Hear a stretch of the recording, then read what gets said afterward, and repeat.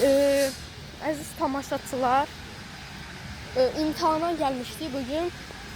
Şükür Allaha, həyəcanımı soyutmaq bacardım və imtihandan 5 ilə keçdim. Gedirik indi bir hədiyyə daha götürməyə. Gərək elə gözəl qardaşıma da gələcək. Bizə evə əli dolu göndərəcək, yoxsa əli boş mu? İzləmədə qalın. Salam.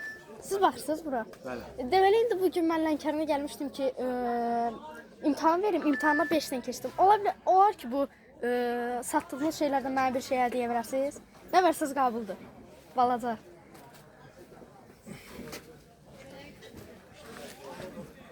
Çox sağ olun. TikTok'un səhifəmin adını deyirəm, özünüzə baxarsınız. TikTok'a qoyacağam. Gördüyünüz kimi qardaş bizə belə bir blog verdi. TikTok'un adı Yusif Hədiyyə 21. Profildə belə qalmışam. Sağ olun.